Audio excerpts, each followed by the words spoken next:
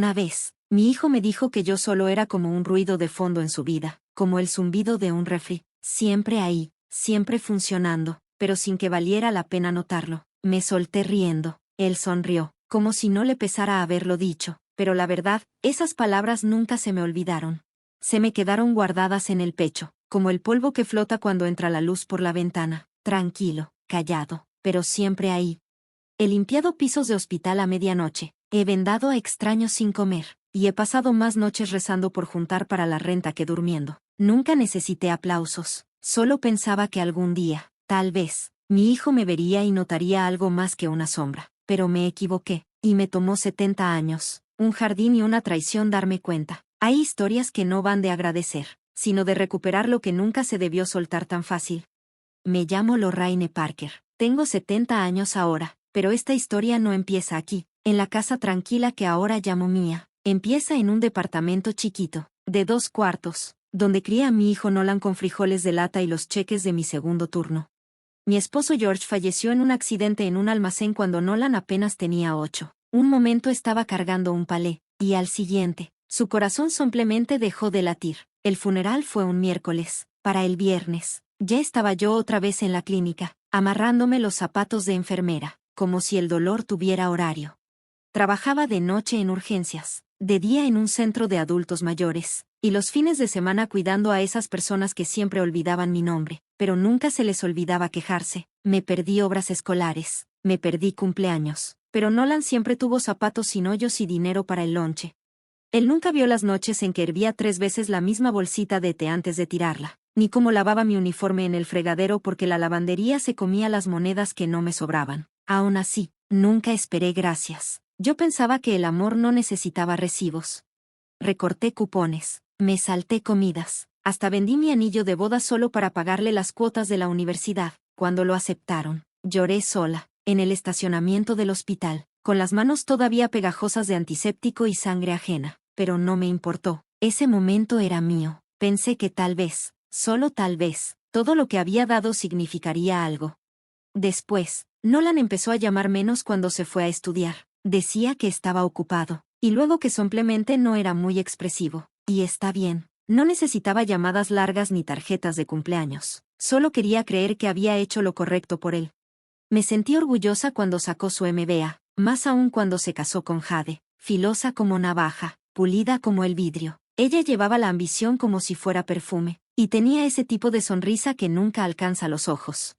En su boda, yo me quedé hasta atrás, en un rincón. Nolan no me presentó con casi nadie de sus amigos. Supongo que no encajaba en la imagen bonita. Aún así, llevé un regalo, un álbum con fotos de su infancia, hecho a mano, cada página forrada con plástico. Nunca lo abrió. Jade me dijo que ellos eran más de estilo minimalista, que no querían cosas que estorbaran.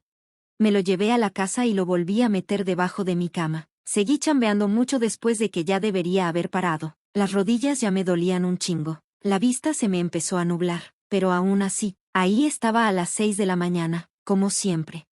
Ese día cuidé a una señora con demencia que juraba que yo era su hermana. La dejé creerlo. A veces es mejor que te vean como alguien, aunque sea quien no eres, a que ni te volteen a ver. Con los años, fui ahorrando lo que se podía. Un billete de 5 arrugado aquí, uno de 10 doblado por allá. Cada Navidad me ponía a hacer flan y tamales para venderlos afuera de la iglesia. La gente se formaba desde temprano. Todo ese dinerito iba a dar a una lata de café escondida bajo el fregadero, mi versión de fondo para el retiro. Nolan nunca me preguntaba cómo me sentía. Cuando llamaba, casi siempre era porque alguien andaba enfermo, porque ocupaban una niñera de último minuto, o porque ya se le había olvidado cómo se hacían los tamales. Y yo ahí estaba, siempre, no porque tuviera que hacerlo, sino porque todavía creía que el amor significaba estar, aunque no te lo agradecieran. Recuerdo un invierno. Creo que ya tenía 63, cuando la espalda de plano ya no me aguantó en medio de un turno. No podía ni enderezarme, pero seguí chambeando. La hija de un paciente me preguntó que por qué alguien ya tan grande seguía trapeando pisos. Solo le sonreí. Le dije, es que algunos no tenemos el lujo de parar. Ahora que lo pienso bien, me doy cuenta de que me pasé la vida dando, no solo cosas, también tiempo, energía, pedazos de mí que ni sabía que podía regalar. Y lo hice en silencio. Porque así nos enseñaron a las mujeres como yo, ser útiles, quedarse calladas, no esperar gracias ni premios. Pero esta no es solo mi historia. Es una historia de revancha, sí, pero no de esas de gritos y pleitos. La mía fue lenta y callada, como el té cuando lo dejas reposar de más, como un jardín que nadie cree que va a florecer, hasta que florece. Es el tipo de revancha que no hace ruido, pero deja marca. Porque cuando alguien se la pasa toda la vida dando, y de repente un día se da cuenta que nunca lo vieron de verdad, que nunca lo valoraron, ahí es donde algo cambia. Y en mi caso, no empezó con coraje, empezó con el silencio, ese que se te clava entre las costillas y te dice, ya estuvo. Ese silencio empezó el día que entregué mi último aviso. Me salí del hospital sin alboroto, solo con un adiós bajito a los pasillos por donde había pasado tantos años. Vendí el carro viejito como fierro viejo. Me compré un atechback usado, con llantas buenas y el aire funcionando. Empaqué todo mi depa. Regalé la mitad de mis cosas y saqué la lata de café. Ahí tenía $40,080. Con eso, más una herencia chiquita que me dejó un paciente, me alcanzó para el enganche de una casita en las orillas de la ciudad, piso de azulejo, 2 cuartos, un jardín medio salvaje en la parte de atrás, de esas casas que la gente pasa sin fijarse, pero yo la vi y supe que era para mí. Por primera vez en décadas, no le pertenecía a nadie, ni a un trabajo, ni a un hijo, solo a mí misma. Firmé los papeles con la misma mano con la que alguna vez agarré la de Nolan cuando le daba fiebre, o cuando fuimos de paseo, o en los funerales. Y cuando entré por esa puerta, dije una sola palabra, por fin, raro, ¿verdad? Como algo tan simple como una llave puede pesar más que toda una vida. Más pesado todavía que el arrepentimiento. Pero no, aquí no se acaba la historia, ni de cerca, porque aunque por fin tenía algo que era solo mío, resulta que no era la única que lo quería. ¿Y qué pasó después? Pues digamos que mi historia llevaba demasiado tiempo callada. Fue en Nochebuena cuando todo pasó. En Florida no cae nieve, pero sí se siente esa calma. Esa noche el aire estaba fresco, seco, de ese silencio que te deja escuchar tus propios pensamientos. Me la había pasado en la mañana haciendo tamales, como antes, de puerco, de pollo, de queso, envueltecitos en hoja de maíz, al vapor en la estufa. El olor a comino y masa llenó toda mi cocinita.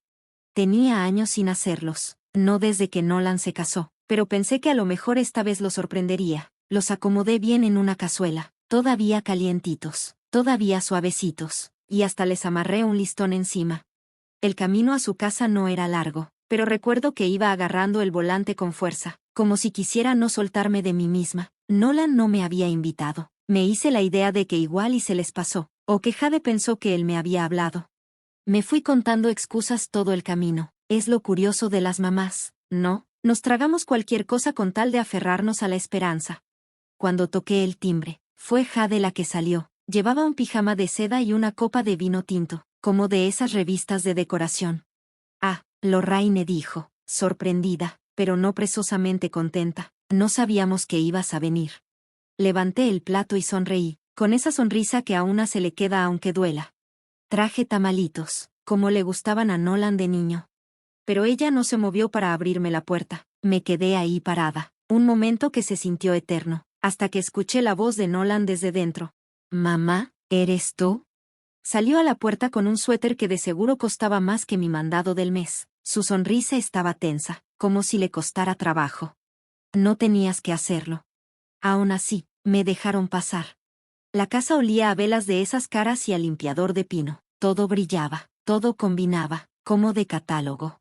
Puse los tamales sobre la barra de granito, como si fueran una ofrenda. Nolan se recargó en la isla, mirando el celular, sin siquiera verme a los ojos. Los hice frescos esta mañana, dije, intentando sonar tranquila, como antes. Él levantó la vista, agarró un tamal, le dio una mordida lenta, masticó despacito, luego volteó a ver a Jade, sonrió y soltó esas palabras que se me quedaron grabadas para siempre. Esto sabe a comida de fonda. Parpadeé. ¿Comida de fonda? Él se rió bajito. Sí, como esas cosas que lleva la gente a las comidas compartidas cuando no tiene para pedir algo decente, ¿sabes? Jade soltó una risita, de esas chiquitas pero filosas, que intenta esconderse detrás de la copa de vino, pero igual duele. Me quedé ahí, mirando a mi hijo burlarse de la comida que le preparaba para que nunca le faltara nada cuando éramos solo él y yo, cuando me levantaba a las 4 de la mañana para hacerle el almuerzo, cuando me quedaba sin comer para que él sí comiera. Y ahora él, riéndose, como si eso fuera menos que él, menos que ella. No dije nada, solo doblé el papel aluminio sobre el plato y asentí con la cabeza. Estamos tratando de comer más sano ahora, agregó Jade, como dándome a entender algo. Pero gracias. Me quedé tal vez 10 minutos más, solo lo suficiente para sonreír, a pesar del nudo en el estómago, y fingir que no me habían destrozado. Salí de esa casa con el tamal aún caliente y el corazón más frío que nunca. Lloré en el coche. No fue ruidoso, solo una fuga lenta. Esa sensación que te nubla la vista y te hace preguntarte cómo llegaste hasta ahí, cómo algo tan pequeño podía doler tanto. Regresé a mi tranquila casa. Me senté en el porche y traté de convencerme a mí misma de que estaba exagerando, pero no lo estaba. Lo sabía, tú también lo sabes, ¿no? Cuéntame si alguna vez alguien a quien criaste, a quien amaste más que a ti mismo, se ha reído de ti. A veces no son las palabras que dicen, sino la forma en que no se inmutan cuando las dicen, como si tu sacrificio fuera solo ruido para ellos, como si nunca hubieras sido más que una sombra en sus vidas perfectas. Esa noche calenté los mismos tamales y los comí sola. Sabían mejor en silencio que con presunción. Pensé en todos esos cumpleaños que tuve que aguantar solo para comprarle a Nolan su primera bicicleta, en las noches que lo mecía durante las fiebres, en los callos en mis manos por fregar los pisos del hospital durante horas extras. Él solía mirarme como si yo fuera su mundo entero. Ahora yo solo era una broma en su mesa, pero no volví a llorar después de eso. Me senté en mi silla de lectura, saqué un cuaderno y escribí una frase. Esta casa es mía y nunca permitiré que me la quiten. Todavía no sabía qué significaba eso. No tenía un plan, pero por primera vez en mucho tiempo, tenía un límite, y no iba a permitir que lo cruzaran. A la mañana siguiente, miré mi jardín. Las rosas estaban desnudas por el invierno, solo ramas vacías que parecían no recordar, pero sabía que volverían a florecer, incluso después de haber sido despojadas, incluso después del frío. Yo también lo haría. El dolor de ser despedida, de ser humillada por la misma persona por la que sacrificaste todo, no se va fácilmente, pero puede convertirse en otra cosa. Puede convertirse en la semilla de una historia diferente. Me quedé ahí, con una taza de té en la mano, mirando cómo la escarcha se derretía del césped, y me dije en voz baja: no es así como termina, es aquí donde empieza. Y desde ese día, comencé a escuchar más atentamente, no lo que decían, sino lo que no decían. Han pasado 3 meses desde aquella Nochebuena. No llamé a Nolan y él no me llamó. Me dije a mí misma que eso estaba bien. La distancia puede ser un gesto de bondad cuando el amor se torna amargo. Pasé las mañanas en el jardín, podando las rosas y plantando nuevos bulbos para la primavera. Mi casa olía a tierra y café, y la mayoría de los días vestía el mismo cardigan, con los codos ya ablandados por los años de uso. No era glamoroso, pero era mío. Entonces, un jueves por la tarde, la puerta se abrió con un crujido. Yo estaba en el patio trasero, con las rodillas en la tierra, cortando albahaca cerca de la cerca. Miré hacia arriba, esperando encontrarme con el cartero o tal vez con algún vecino que necesitaba algo, pero en lugar de eso, los vi. Nolan y Jade. Estaban vestidos como si acabaran de salir de una sala de exhibición. Nolan con unos pantalones caqui y un suéter azul marino, todavía con las gafas de sol puestas en la cabeza. Jade, con pantalones blancos y tacones de esos de gatito, totalmente inapropiados para un camino de grava. Su cabello estaba recogido con fuerza hacia atrás y tenía esa sonrisa burlona que usaba cuando intentaba verse casual, pero en realidad, era todo lo contrario. Me levanté lentamente, sacudiéndome la tierra de las rodillas. No sabía que venías, dije. Jade sonrió, como si estuviera posando para una cámara. Pensamos que te sorprenderíamos. Me hice a un lado, sin saber si debería decir que no. No esperaron una invitación. Pasaron junto a mí como si fuera una alfombra de bienvenida. Dentro de la casa, Nolan abrió el refrigerador sin pedir permiso. ¿Aún compras este yogur de marca genérica?, murmuró, levantando el envase. Jade arrugó la nariz. Definitivamente tendremos que reemplazar los electrodomésticos, le dijo a Nolan. Parpadeé. Jade me miró casi dulcemente. Realmente no deberías vivir aquí sola, es peligroso. Las estufas de gas son un riesgo a tu edad. A mi edad, solían mudarse de una habitación a otra como si fueran agentes inmobiliarios. Jade echó un vistazo a la habitación de huéspedes, luego a mi sala de lectura y al segundo dormitorio. Ella podría dormir aquí, le dijo suavemente a Nolan, como si yo no estuviera parada justo detrás de ellos en el pasillo. Sí, respondió Nolan riendo, mejor la mudamos a algún lugar lejano. Me quedé allí, paralizada, con las tijeras todavía en la mano. El aire en la casa parecía más espeso, como si se hubiera hecho más fino de repente. Cuando Jade se giró y me vio, no se inmutó, solo sonrió. Estamos pensando en el largo plazo, dijo con tono alegre, con los niños creciendo. Realmente necesitamos el espacio. Me llevaron a la cocina como si fuera una clienta y no la dueña de la casa. Nolan sacó una carpeta. Folletos brillantes se derramaron sobre la mesa. Gente mayor jugando bingo, comiendo postres en cafeterías de colores pastel. Este tiene muy buenas críticas, dijo señalando un folleto. Personal médico en el lugar. 3 comidas calientes al día, agregó Jade. Es un verdadero complejo turístico. Días de spa, clubes de jardinería. Te vendría bien. No me senté. Me quedé mirando los folletos. Reconocí uno de ellos. Era el mismo lugar al que solía llevar al señor Carlton. Un paciente al que una vez bañé y alimenté cuando sus hijos lo dejaron allí para que muriera. Me entregaron papeles, legales, poderes notariales, contratos de transferencia de activos. Solo firmé aquí unas cuantas cosas sencillas, dijeron. No hablé, no lloré, no grité, solo observé. Vi a Jade acomodarse en mi silla favorita de la cocina y cruzar las piernas como si fuera la dueña del lugar. Vi a Nolan pasar la siguiente página de documentos, señalando beneficios y protecciones como si yo fuera demasiado vieja para entender una sola línea de texto. Hablaban de mí como si no estuviera allí, como si ya me hubiera ido. Ese fue el momento en que me di cuenta de que me estaban borrando, no solo de mi casa, sino de mi propia vida. Lentamente, suavemente, como si estuviéramos desempolvando una vieja fotografía. No estaban tratando de matarme, solo querían ponerme en un lugar ordenado y tranquilo para seguir con sus vidas sin el desorden de mi presencia. Caminé hasta el fregadero, abrí el agua y enjuagué la suciedad de mis manos. Déjalos hablar, me dije a mí misma, porque aún no había terminado de escuchar.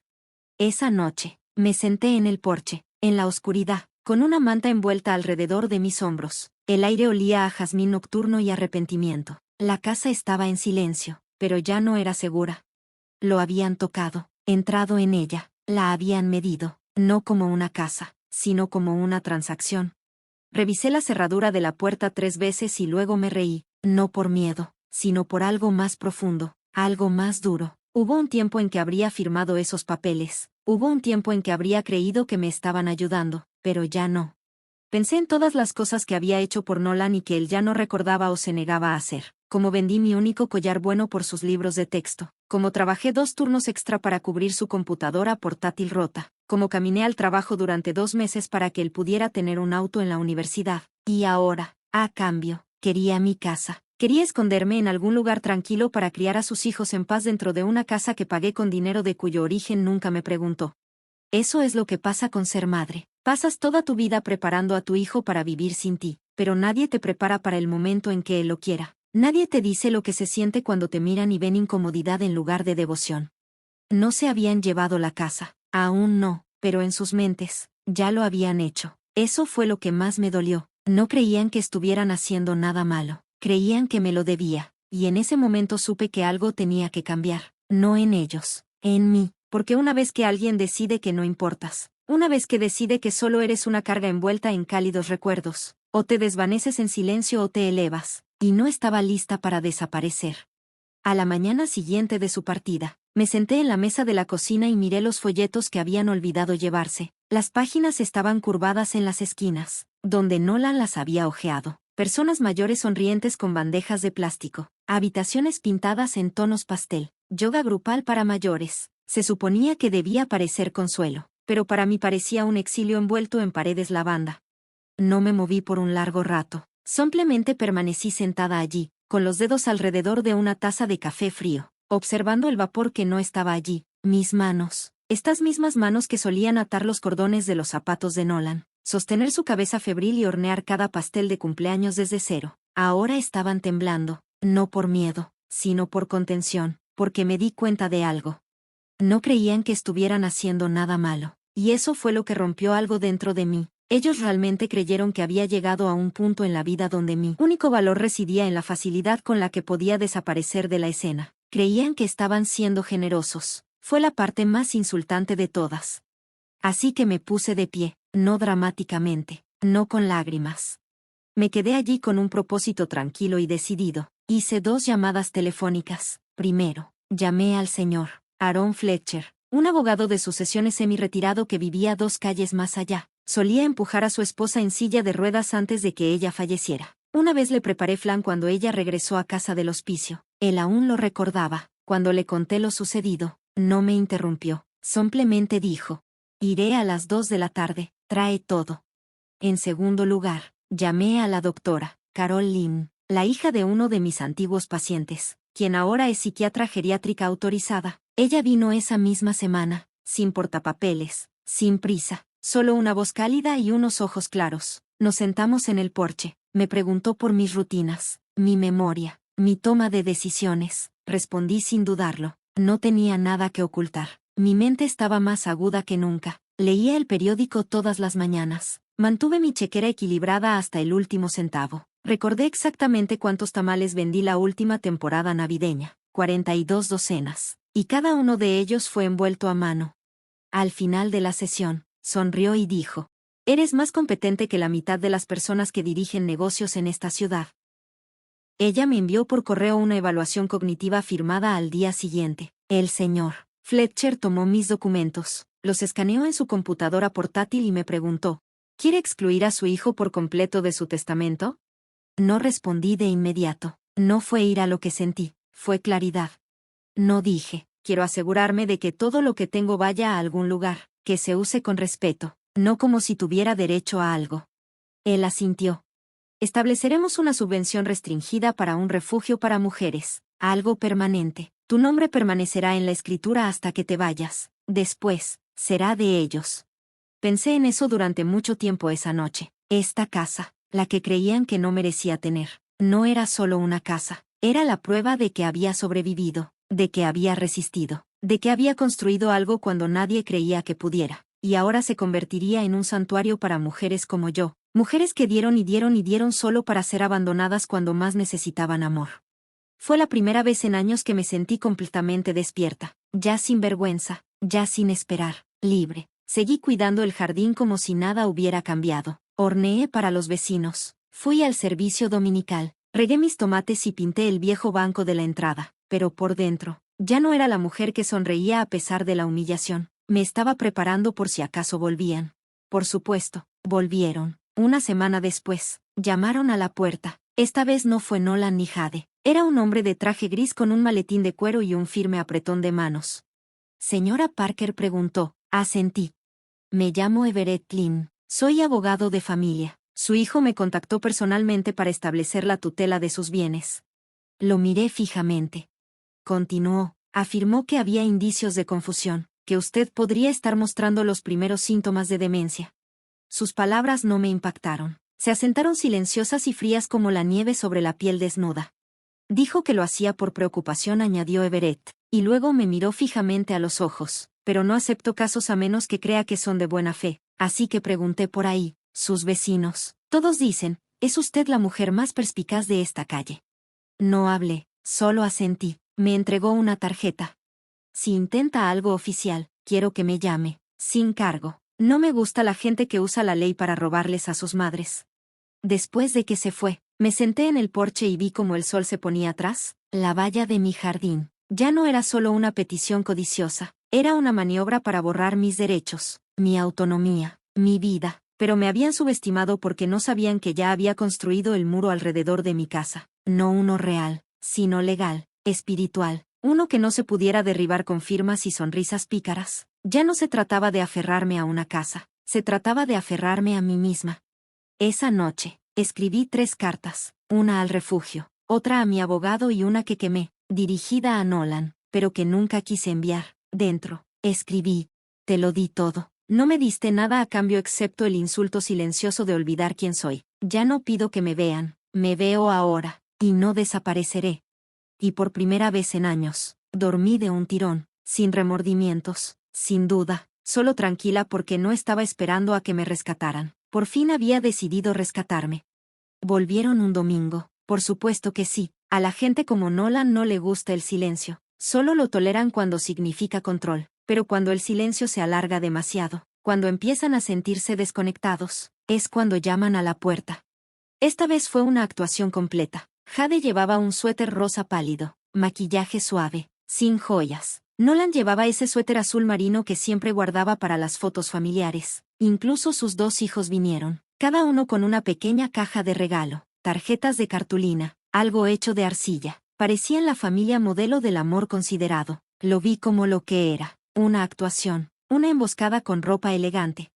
Ya había puesto la tetera antes de que llegaran a la puerta. Nolan se inclinó para besarme en la mejilla como si la última conversación no hubiera sucedido. Mamá dijo con tono cálido y fingida nostalgia. Trajimos el almuerzo, pensamos que sería agradable comer juntos, solos. Sonreí. Por supuesto. Los niños me dieron sus regalos. Los acepté con cariño. Nada de esto era culpa suya. No sabían qué papel estaban desempeñando. Nos sentamos. Sándwiches, ensalada, pastel comprado. Nolan me sirvió un vaso de limonada como si todavía fuera mi pequeño hijo intentando arreglar un jarrón roto. Jade sonrió demasiado. Ese tipo de sonrisa donde los labios se estiran pero los ojos permanecen quietos. Selena comenzó con dulzura. Hemos estado pensando más en lo que hablamos la última vez. De verdad queremos lo mejor para ti. Incliné la cabeza. ¿Qué pasó la última vez? Nolan se aclaró la garganta. Olvidaste apagar el gas. Recuerda que el vecino tuvo que venir a decirte una mentira. Nunca había pasado algo así. Jade intervino preocupada y serena. ¿Y ese moretón en tu brazo por la caída en el baño? ¿Recuerdas eso? Otra mentira. Llevaba mangas cortas ese día por una razón. Mis brazos estaban impecables. Metió la mano en su bolso, igual que antes, y sacó la carpeta. Esta vez era aún más gruesa. Pestañas, secciones con códigos de colores, copias certificadas. Ya no era solo una sugerencia. Era una adquisición a gran escala. Lo hemos preparado todo, dijo Nolan, dando golpecitos con el bolígrafo en el borde del documento. La transferencia de bienes, el poder notarial, los acuerdos con los residentes mayores. Es un lugar estupendo, seguro, limpio, incluso tienen un spa. MJ añadió. Programas de jardinería, clubes de lectura, es como un resort. Asentí lentamente y di un sorbo a mi limonada. Tenía las manos firmes y el rostro sereno. Luego dejé el vaso. Abrí el cajón junto al refrigerador y saqué un sobremanila grande. Me observaron, desconcertados, pero aún no alarmados. Lo abrí lentamente y coloqué el contenido sobre la mesa, uno por uno. Primero, la evaluación cognitiva firmada y fechada de la doctora Carol Lynn, capacidad mental plena, sin signos de deterioro. Segundo, una carta notariada del abogado Aaron Fletcher que describía en lenguaje legal el intento de Nolan Parker de obtener el control de los bienes de un adulto mentalmente competente mediante reclamaciones falsas. Tercero, una memoria USB. La conecté a mi portátil de la cocina y pulsé play mientras comenzaba a reproducirse la grabación de audio de su última visita. La voz de Jade resonó por toda la habitación. Podría dormir aquí como una empleada doméstica, pero de la familia. La voz de Nolan le siguió. Mejor que mudarla a un lugar lejano. Jade contuvo la respiración. Nolan se recostó en su asiento, pálido. Hice una pausa. Dejé que el silencio hablara. Entonces se abrió la puerta principal. Aaron entró tranquilo y firme, con una carpeta de cuero bajo el brazo. Nolan Parker dijo con voz serena. Se te notifica un cese y desistimiento por intento de explotación financiera y manipulación de ancianos. Nolan se puso de pie. Esto es una locura. Aaron levantó la mano. No hables a menos que quieras que esto también quede documentado. Todo lo que has hecho ha sido grabado, y si continúas contactando con la intención de coaccionar o engañar a tu madre, se iniciarán procedimientos legales, penales. Jade se levantó tan rápido que casi tiró su silla. No sabe lo que hace, la están manipulando. La miré, luego a Nolan, y dije lenta y claramente. No soy tu carga, no soy tu plan de jubilación, y ciertamente no soy tu víctima. Las palabras impactaron, no como un trueno, sino como hierro arrojado al agua quieta, pesadas, innegables. Aaron me entregó un documento más, la transferencia definitiva de mi hogar tras mi muerte al refugio para mujeres del norte de Florida, un lugar para mujeres como yo, que dieron y dieron y dieron hasta que no quedó nada. Nolan abrió la boca, pero no emitió ningún sonido. Miró a los niños, a Jade, luego a mí, y lo vi, ni culpa, ni remordimiento, sino pánico, porque por primera vez en su vida, no me estaba rindiendo.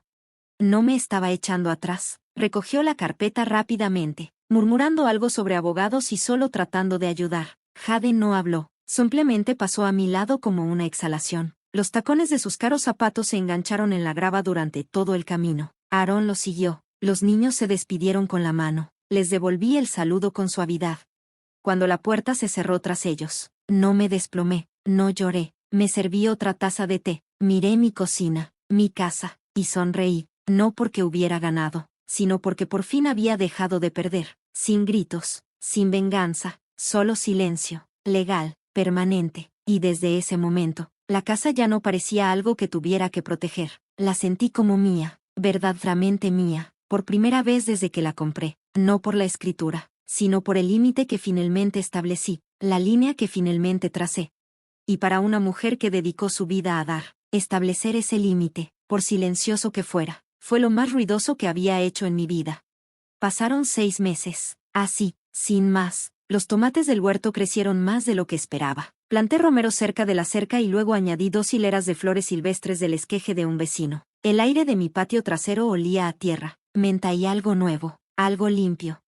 Ya no pensaba en Nolan y Jade todos los días. No revisaba la cerradura de la puerta 3 veces por noche. La tensión en mis hombros. Ese viejo amigo que solía ir conmigo a todas partes. Hacía semanas que no lo sentía. La orden legal de cese y desistimiento se mantuvo. Nolan nunca regresó. Jade no envió más correos. El silencio finalmente regresó, pero esta vez no se sintió como abandono, se sintió como paz. Unas semanas después de que todo se resolviera, Aarón, mi abogado, llamó. Aceptaron el trato, dijo, sin oposición, sin apelación. Simplemente se marcharon. Había una condición.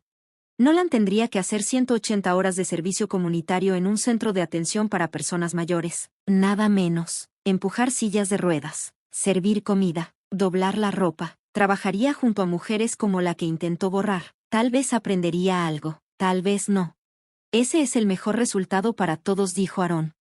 Estoy de acuerdo, le dije, especialmente para los nietos.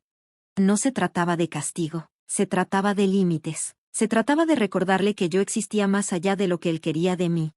Se corrió la voz en el vecindario, no a través de chismes, sino en susurros intercambiados en picnics de la iglesia y salas de espera. Una mujer a la que apenas conocía llamó a mi puerta con un pastel. Su hijo había abierto tarjetas de crédito a su nombre. Otra llegó con lágrimas en los ojos y una carpeta de extractos bancarios. Solo quería saber por dónde empezar. No tenía todas las respuestas, pero le di lo que pude. Números de teléfono, consejos, el nombre de un abogado amable, el recordatorio de que un no es una frase completa, incluso si llega tarde en la vida. Algunas mujeres trajeron flan, otras flores. Una simplemente se sentó conmigo y me tomó la mano durante 10 minutos sin decir una palabra. Fue suficiente. Y luego estaba la carta escrita a mano en una mezcla temblorosa de cursiva y rotulador. La letra de una niña. Venía en un sobre sencillo sin remitente. Querida abuela, lamento lo que pasó. Mamá dijo que no podemos visitarla, pero espero que cuando sea mayor pueda ir a ver tu jardín. Quiéreme, Sa. Leí la carta 2 veces. Luego la doblé con cuidado y la guardé en mi caja de recetas, justo entre la receta de flan y la del pan de calabaza que Nolan solía pedir cuando estaba enfermo. La puerta siempre estaría allí, pero solo para quienes llamaran, con cuidado. Actualicé mi testamento con Aarón unas semanas después. La casa, el terreno y hasta el último centavo de mi pequeña cuenta irían al refugio para mujeres del norte de Florida, destinado a viviendas de transición, un lugar donde las mujeres, especialmente las mayores, pudieran encontrar un hogar cuando las personas en las que más confiaban las dejaban caer. Aarón revisó los papeles y dijo, es un legado poderoso. Negué con la cabeza.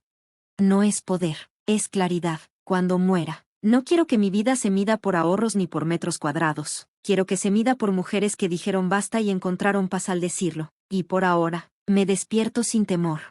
Desayuno sin mirar la ventana. Podo las rosas sin preguntarme si alguien planea robármelas. Algunos días aún escucho la risa de Nolan en mi memoria, joven, llena de alegría, cuando yo todavía lo era todo para él.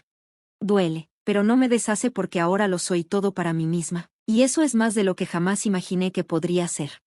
Una tarde, me senté en el borde de mi parterre con un gorro suave y unos guantes viejos de jardinería. Me crujieron las rodillas, me temblaron un poco los dedos, pero mi espalda estaba recta. No fui fuerte por haber luchado, fui fuerte porque aguanté, y porque por fin supe cómo dejar de entregarme.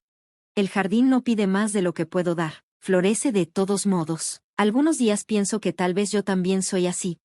Ahora, quiero saber de ti. ¿Alguna vez alguien te ha hecho parecer invisible después de todo lo que hiciste por él? ¿Alguna vez te has sentido borrado pero has elegido ascender en silencio bajo tus propios términos?